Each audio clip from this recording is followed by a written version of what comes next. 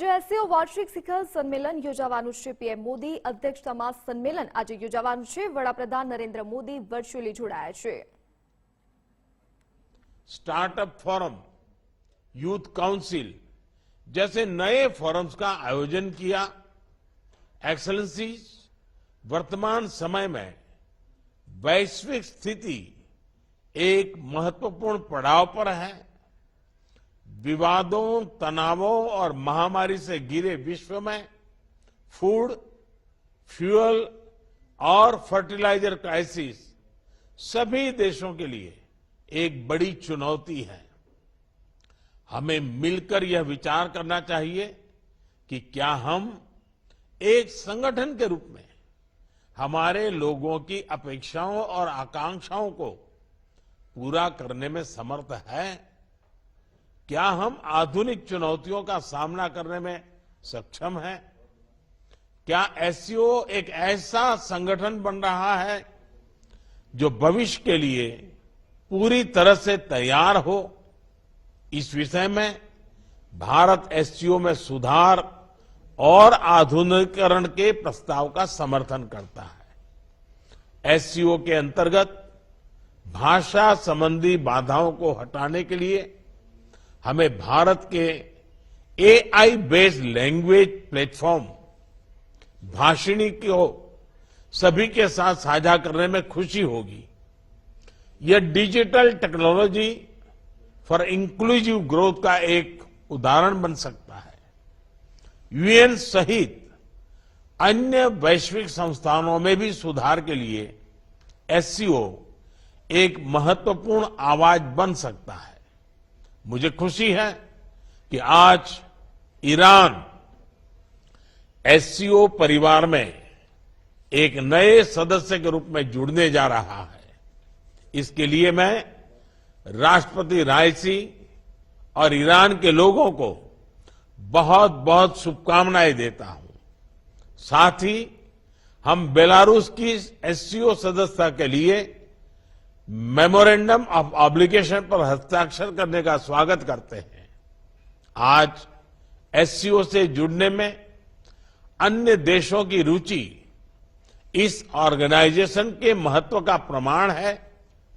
इस प्रक्रिया में यह आवश्यक है कि एससीओ का मूल फोकस मध्य एशियाई देशों के हितों और आकांक्षाओं पर केंद्रित रहे।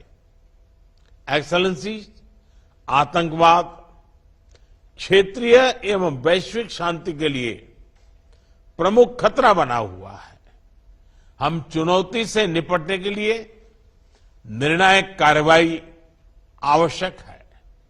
आतंकवाद चाहे किसी भी रूप में हो, किसी भी अभिव्यक्ति में हो, हमें इसके विरुद्ध मिलकर लड़ाई करनी होगी। कुछ देश क्रॉस बॉर्डर टेररिज्म को अपनी नीतियों के इंस्ट्रूमेंट के रूप में इस्तेमाल करते हैं, आतंकवादियों को पनाह देते हैं। एससीओ को ऐसे देशों की आलोचना में कोई संकोच नहीं करना चाहिए। ऐसे गंभीर विषय पर दोहरे मापदंड के लिए कोई स्थान नहीं होना चाहिए। टेरर फाइनेंसिंग से निपटने के लिए हमें भी आपसी सहयोग बढ़ाना चाहिए। इसमें एससीओ के रेड्स मैकेनिज्म की महत्वपूर्ण भूमिका रही है। हमारे देशों के युवाओं के बीच रेडिकलाइजेशन के फैलावे को रोकने के लिए भी हमें और सक्रिय रूप से कदम उठाने चाहिए। रेडिकलाइजेशन के विषय में आज जारी की जा रही ज्वाइंट स्टेटमेंट हमारी साझा प्रतिबद्धता का प्रतीक है। एक्सेलेंसी, अफगानिस्तान की स्थिति का हम सभी की सुरक्षा पर सीधा प्रभाव पड़ा है। अफगानिस्तान को लेकर भारत की चिंताएं और अपेक्षाएं एससीओ के अधिकांश देशों के समान है।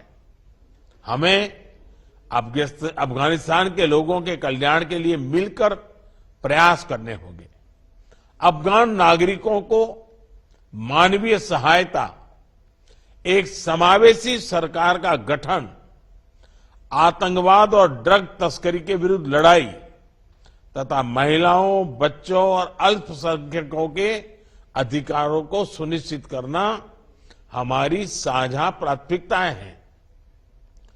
भारत और अफगानिस्तान के लोगों के बीच सदियों पुराने मैत्रीपूर्ण संबंध रहे हैं।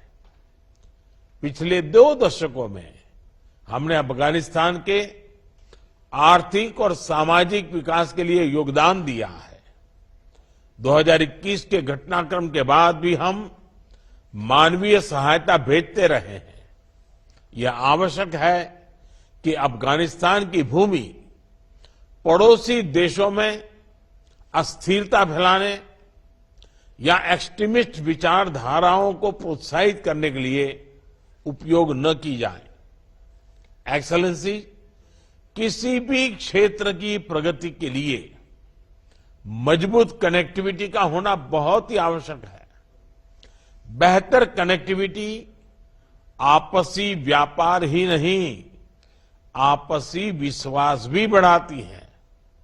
किंतु इन प्रयासों में एससीओ चार्टर के मूल सिद्धांतों, विशेष रूप से सदस्य देशों की संप्रभुता और क्षेत्रीय अखंडता का सम्मान करना बहुत ही आवश्यक है। ईरान की एससीओ सदस्यता के बाद हम चाबहार पोर्ट के बेहतर उपयोग के लिए काम कर सकते हैं।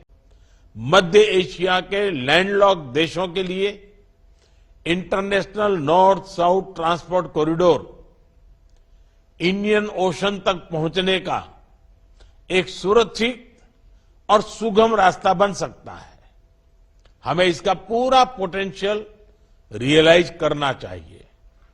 एक्सेलेंसी, एससीओ विश्व के 40% लोगों और वैश्विक अर्थव्यवस्था के लगभग 1/3 का प्रतिनिधित्व करता है और इस कारण यह हमारी साझा जिम्मेदारी है कि हम एक दूसरे की जरूरतों और संवेदनशीलताओं को समझें, बेहतर सहयोग तथा समन्वय के माध्यम से सभी चुनौतियों का समाधान करें और हमारे लोगों के कल्याण के लिए निरंतर प्रयास करें।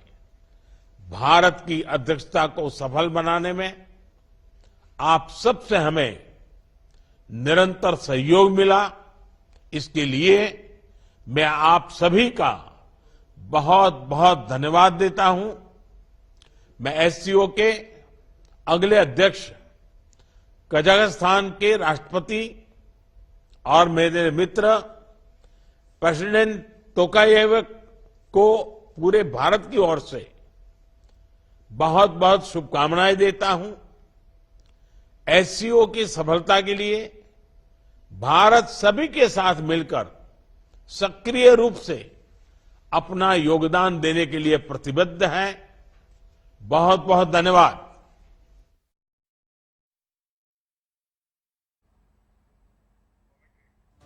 તો આજે એસસીઓ વાર્ષિક શિખર સંમેલન યોજાયું છે। વડાપ્રધાન નરેન્દ્ર મોદીની અધ્યક્ષતામાં આ સંમેલન યોજાયું છે। વડાપ્રધાન નરેન્દ્ર મોદી વર્ચ્યુઅલી રીતે આ કાર્યક્રમમાં જોડાયા છે। જિનપિંગ વ્લાદિમીર પુતિન પણ આમાં જોડાયા છે। ક્ષેત્રીય સુરક્ષા અને વ્યાપાર મુદ્દે ચર્ચા કરવામાં આવી રહી છે।